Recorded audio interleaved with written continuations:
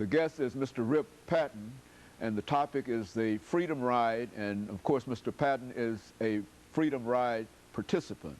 As a Freedom Rider, Mr. Patton, let's give our audience some idea in terms of what you were trying to achieve and the obstacles that segregation had already dealt in reference to what you wanted to do. Okay, as you know, in that time, everything was separate.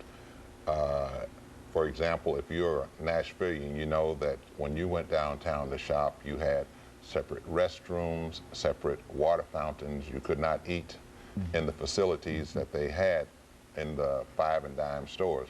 Well, they had the same thing in the bus terminals, Trailway and Greyhound. When you got, well, you had to sit in the back of the bus for one thing. Secondly, when you reached your destination, if you wanted to go in and have a sandwich or refresh yourself, you had to follow the signs that said colored. And according to the law, that was against the law, the federal law that allowed you as a passenger on the bus or an airplane, you were supposed to be able to use the facilities. You should be able to go into the front door, use the restroom of choice, and to use the lunch counter. But that's what CORE was testing to make sure that these walls had fallen down. And so there were people who resisted this. First, I must tell you that they didn't just get on a bus or 2 buses and ride. This was one of those things that we found out in Nashville, was that the FBI had to know at all times what was going on. You had to call the FBI and let them know that you were moving from point A to point B and give names and how many people for your protection. Now, the thing that you must realize too is that all FBI are not the same.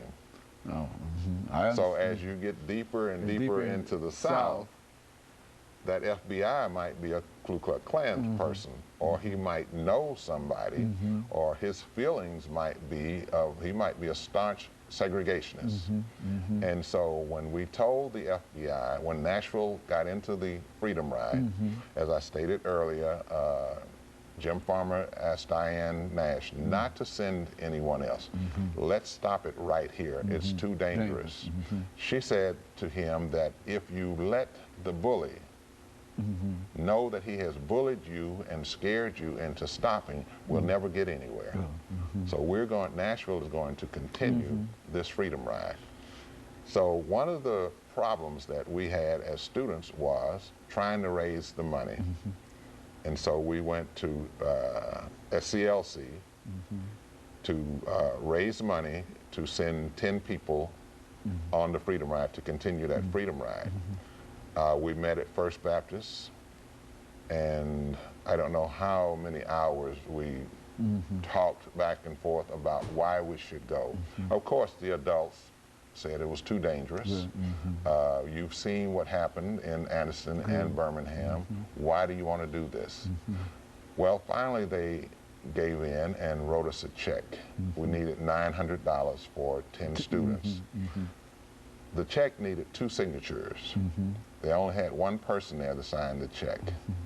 And just to show you, just like in the sit-ins, the whole city was involved.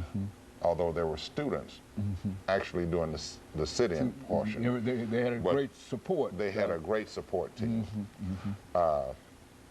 When we needed the $900 and we had to wait for that signature, well, we wanted to go right then. While the fire was hot, let's get into it right now.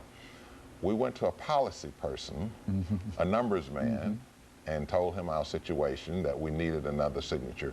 He cashed a check for us. He said, I'll get the other signature. You do what you have to do.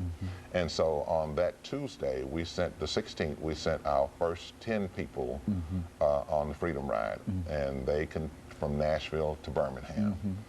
And of course, the first day in Birmingham, I think that Wednesday, they sat in the bus station all day. This Thursday, they were in jail. In Birmingham? In Birmingham. They were arrested and put in jail. Thursday night, they were brought back, late Thursday night, they were brought back to the Alabama-Tennessee state line. They thought that they were going to be brought all the way home. but the chief of police put them out right on there the state line. on the state line, Ardmore, and they found a house. But before they got out of the car, Catherine Burke told the chief of police, she said she had to say something, and she was thinking about Gary Cooper. And we'll see you at high noon. We'll see you. We'll be back in Birmingham at high noon. They lucked up and found a house, a black family with a telephone.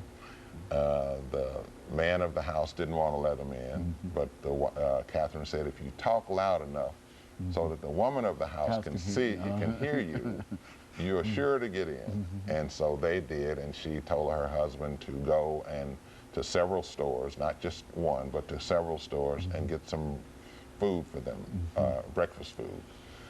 One of the things that we've talked about, some of us, is that we would like to go back to that place and find, if not that couple, a family member or someone who knows what happened that night.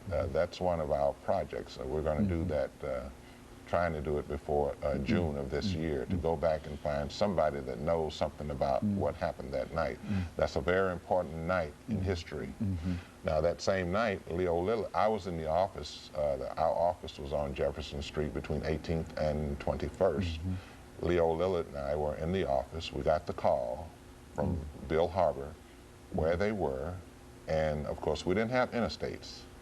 So he borrowed a station wagon, and we just found out last week that it was a station wagon, and whose station wagon it was. Just to show you that he didn't remember, because you are wrapped up. This is a spiritual thing. First of all, you have to know that this is a spirit. This whole movement is a spiritual thing. And he was so wrapped up in what he was doing that he forgot whose car he had to borrow. And it was just last week that we found out he was in a state. All this time he thought he was in a car. He had borrowed a station wagon and went down and picked them up.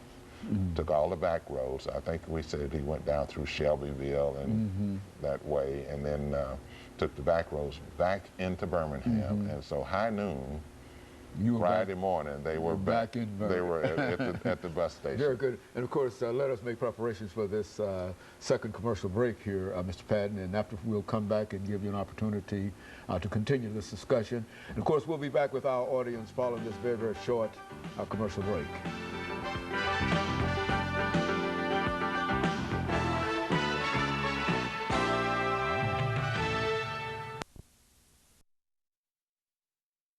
The guest is Mr.